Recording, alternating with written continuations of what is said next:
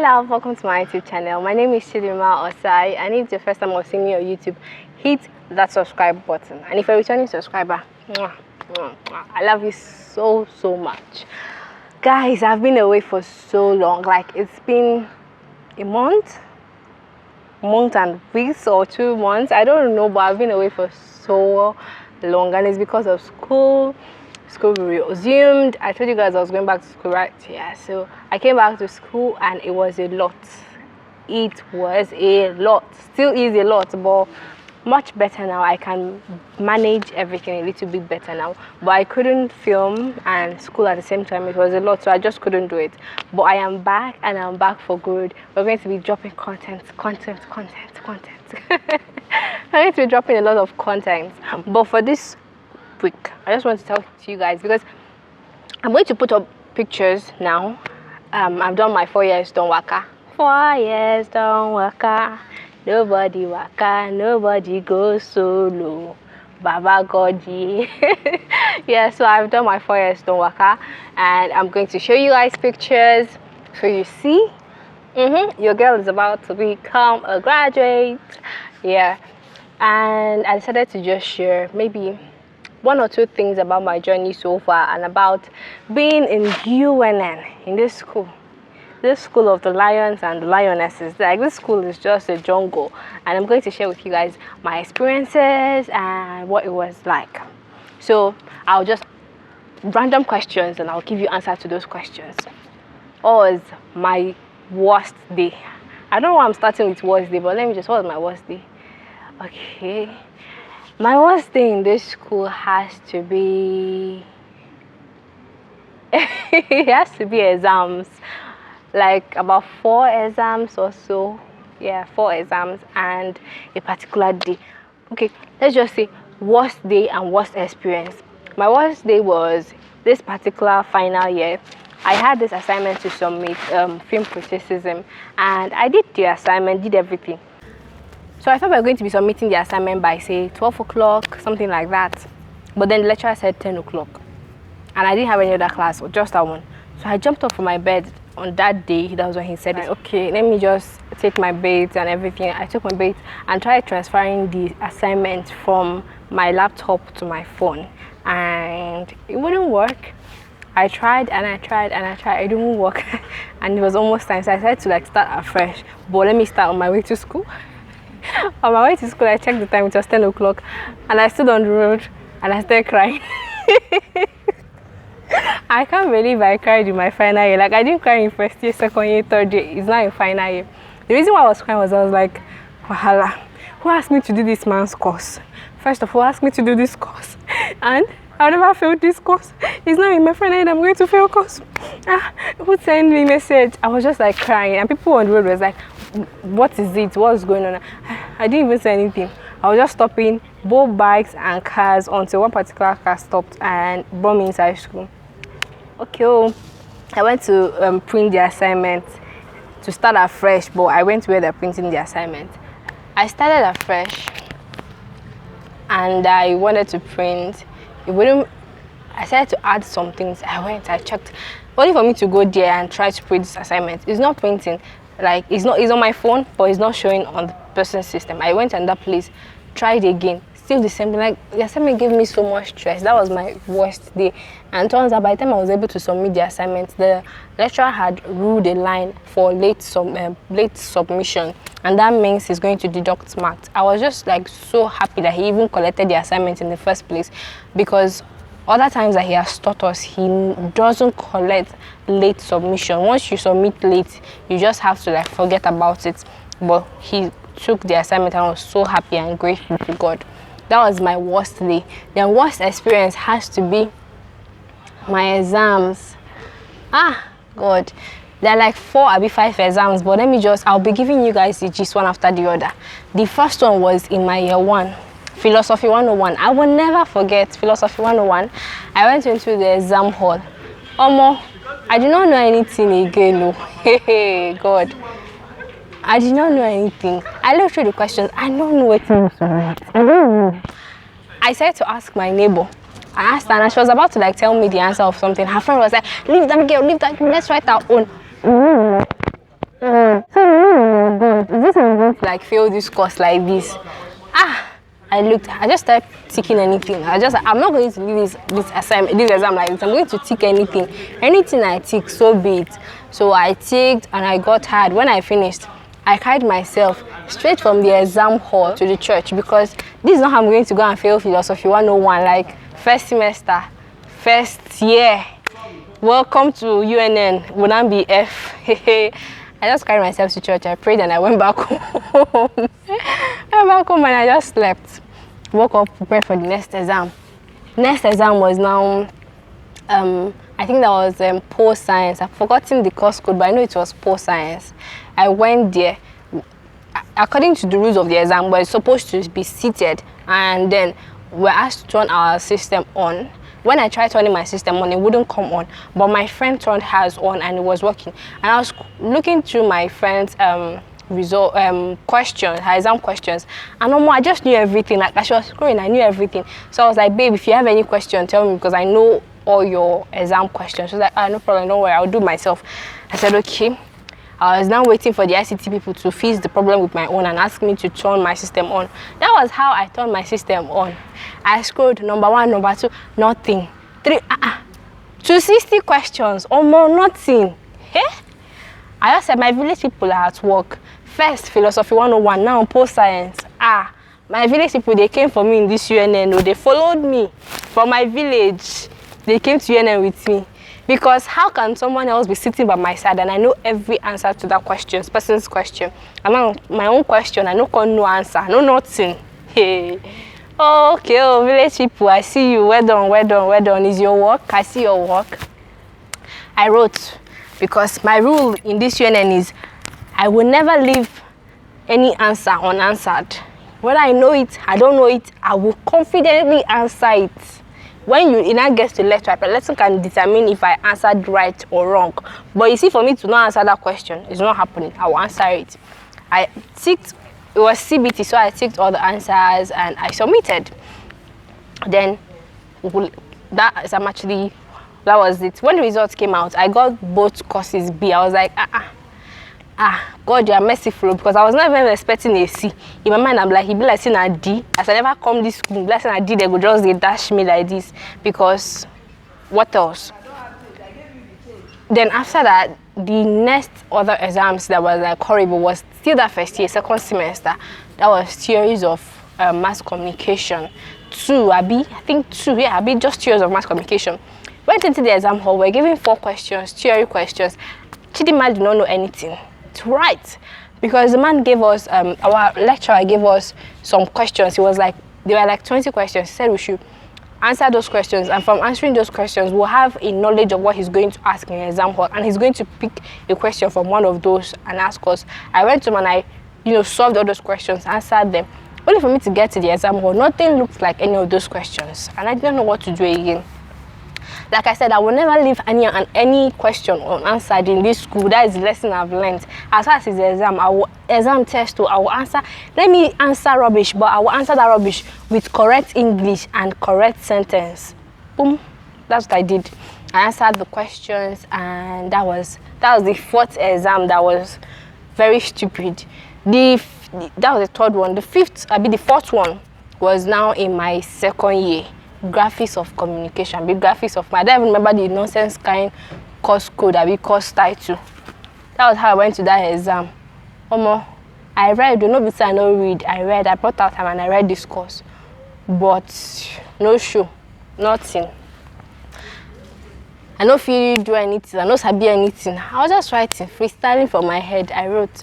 When the exam result came out, I got this particular nonsense course C and the other one's B. Like, okay, I still thank God. So that was the worst experience in UNN, and then the worst day in UNN. My best day has to be my year 1 as well. That was our departmental night, and I was acting this drama. Like, that was like the best day. It was so beautiful to watch. Like, I enjoyed acting the drama. People that were watching enjoyed it. It was like, I'm finally living the dream, you see. That was my best day. And then at the end of that drama, someone called me and she was like, I came from another school and actually go on shows. I go to cinemas, I watch live events and all those things. But you acted really well. Don't give up on this dream. My head was just like triple big. Like someone is just saying, that was my best day in this school. I felt so happy and I felt so, it was just my best day. Crush. Yeah, so I crushed on somebody in this school. I crushed on somebody in year 1. Everything is just happening in year 1. What has been happening like year 2, year 3, year 4? What have I been doing? Everything just happened in year 1. I crushed on someone. I'm not going to say his name, but if you want to know his name is Merlin.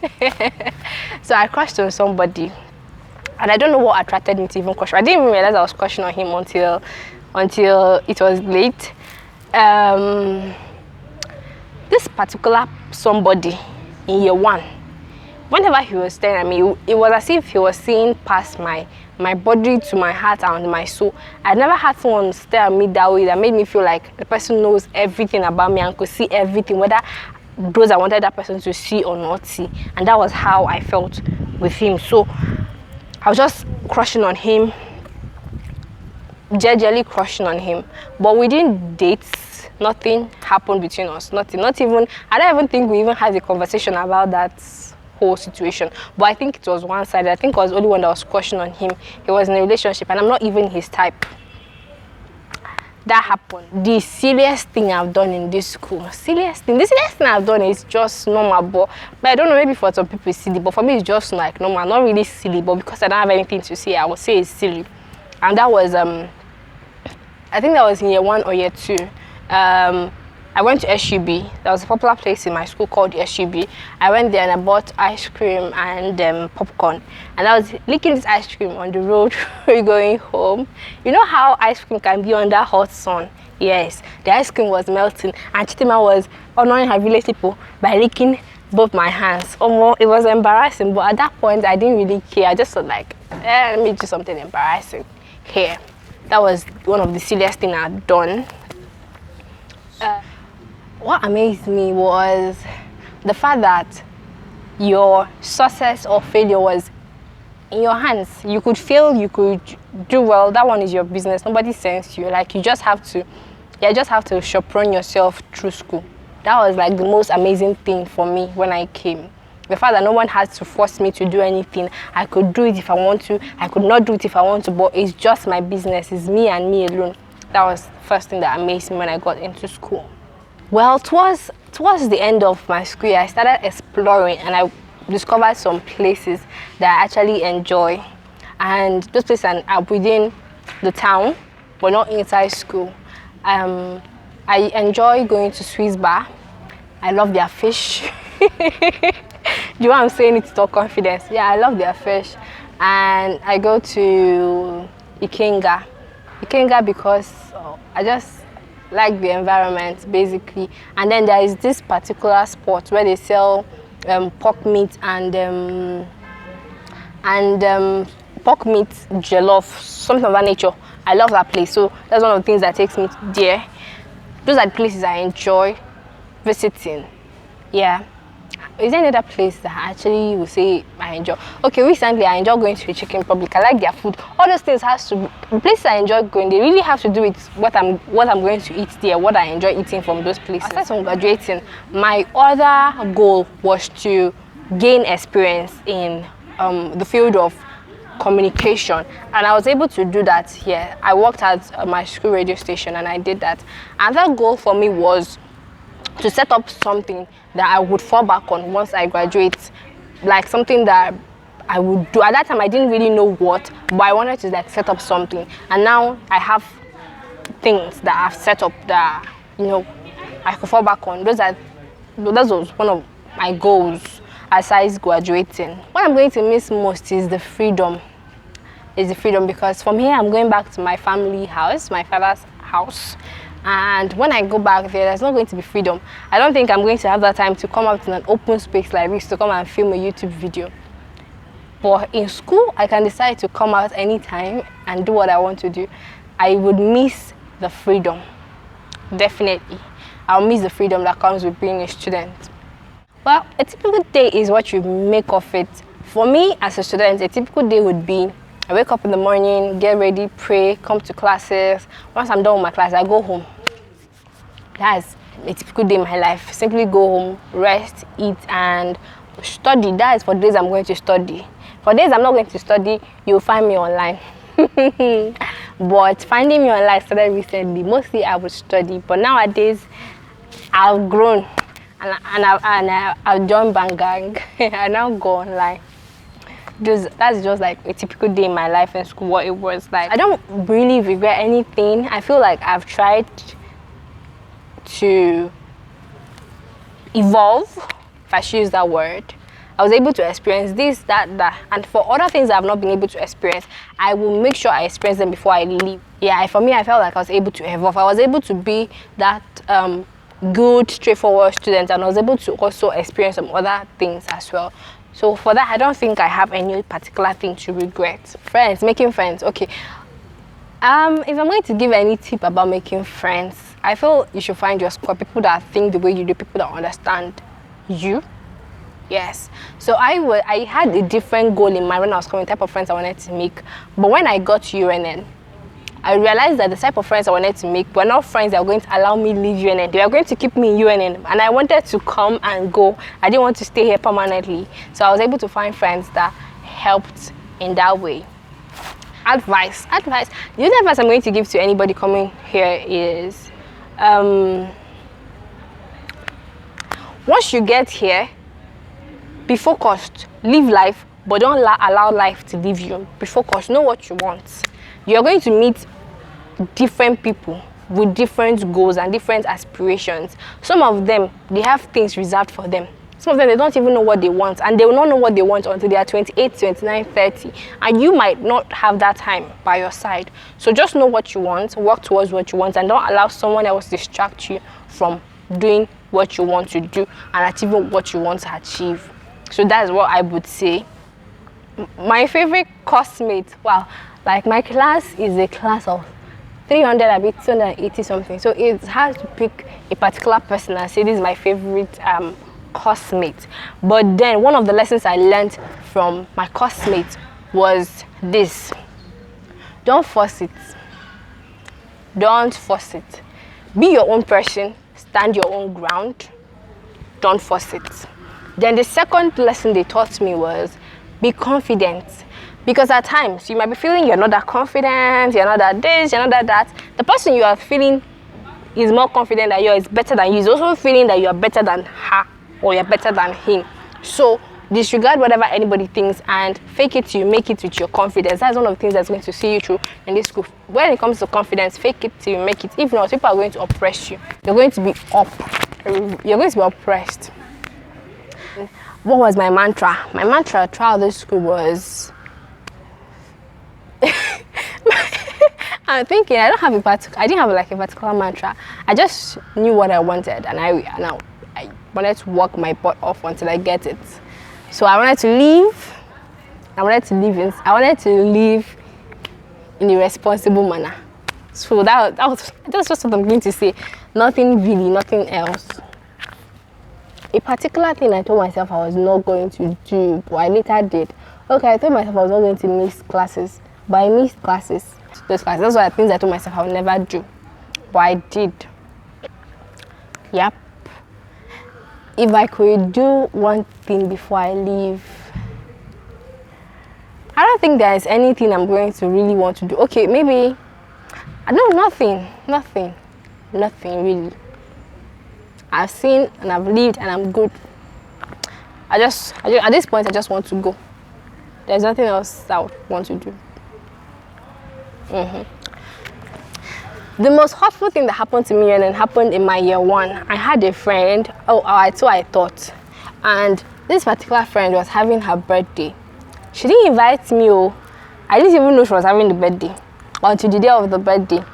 And do you know how I got to know she was having a birthday? She was like, Chidima, my birthday is today and I'm going to be going for it with some of our classmates. So please just write any notes that the lecturer gives. Write it. Any assignments the lecturer gives, write it. I'll chat you up in the night. If I don't chat up, please chat me up and send them to me. That was so hurtful because remember that moment I was like, oh my God, Have I turned to a nerd to the point that someone will not invite me for their birthday party but will ask me to send notes? Omo, this is like confirmed title of a nerd. If this isn't how they treat nerds, I don't know how else they treat nerds. That was the most hurtful thing for me. The learning moment for me. Learning moment. The learning moment, okay, yes. The learning moment for me was what I experienced one time. I saw two friends who claimed to be best of friends. They had not seen each other for a while, according to what they were saying, because I was just around the environment and I could hear it. And then they were trying to hug. So I was standing at the point where I could see this person and see this person. So they hugged. This person, when they were about to hug, they were both smiling. When they now hugged, this person frowned, this person frowned. And when the hug was over, they started smiling back at each other. And I saw it, like I was there and I was seeing it. When I experienced that thing, it was a learning moment for me in this school. And I was like, babe, nobody got you but you. Don't be dependent on anybody. Don't really feel you are dependent. Don't do it. Don't depend on anybody. Just do your thing and know that nobody has your back. That was learning experience. The most disappointing moment for me was a time that I saw this particular person that I thought was extra intelligent. Like, in my mind, I was like, I'm to wake up for this person. This person is intelligent. Only for me to find this person in the exam hall writing with her phone. It was so disappointing for me because she did not even know it, but behind her back, I was making mouths with this girl, like, oh my God, have you seen this girl? This girl is so intelligent. This girl is so this. Only for me to see that she was actually writing from her phone. And every time she would just run to the front. I think that she's running to the front because she doesn't want disturbance. Meanwhile, she's running to the front because she doesn't want lecturers to know that she's using her phone to run the exam. That was so disappointing for me. I was so disappointed. You know how they say that this is a university, a universe that has to do with so many things? Because I heard my other brother would always tell me, this is a university, it's a universe, so allow the universe to pass through you, and you pass through the universe. You're supposed to learn a lot of things. You're not just here to learn book and all that. You're here to experience and to gather knowledge from all areas here. So one of the things I learned here that I've seen is also applicable to the real world is that, you see, your classmates, they will always treat you, especially if you're intelligent, they will always treat you as if you are substandard. Do you get that? Especially if you're intelligent, they will always treat you as if you are substandard and they are superior to you.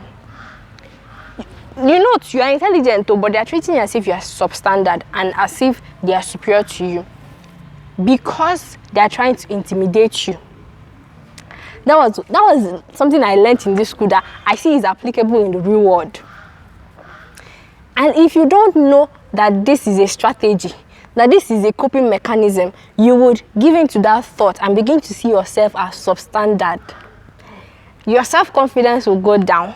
Your self-worth will go down. But the true thing is, you are intimidating this person or this particular person. And because they can't cope with you intimidating them, they try to bring you down. And I see that's what happens in real life. In real life, people are always trying to, your place of work, even people you interact with, they're always trying to like intimidate you, trying to make you feel like you don't know it all, trying to make you feel like you don't belong. And they do it in so many ways. If you're intelligent, they try to make you feel like maybe your fashion sense is off, or maybe because you don't do this, you are not supposed to be in the same category as they are. But the honest truth is, they are afraid of you. You intimidate them, and because you intimidate them, the best way they know how to cope with your intimidation is to make you feel substandard. I learned this and I knew peace, and I no longer stress myself. Once you come for me, I will come back at you. I will not come back at you with like trying to insult you or anything. No. But maybe before, you'll be like, Chidima, Chidima, you're not going to do this. I might just keep silent before, but now if you tell me, Chidima, I don't want to, I'll be like, what's stopping you from doing it? Like, I will say it with that degree of no energy. Like, what's stopping you from doing it? And when I say it that way, the person is like, this girl, I don't tire for this girl. So I learned that, and I saw it was during the 8-month strike. I saw that it was applicable in the real world. People will always try to intimidate you, make you feel substandard, and that's because you are intimidating them, and you don't even know that you are intimidating them. So that's that. Funny thing I did in this school was in my year 1. I still remember that day very well. So there was this girl in my class and we're having a discussion.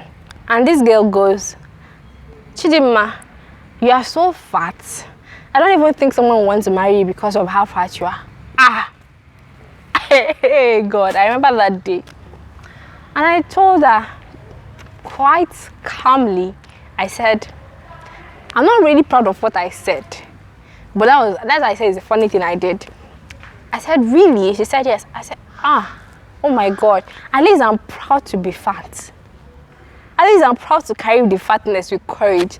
Unlike you, that need to throw someone down in order to make yourself feel better.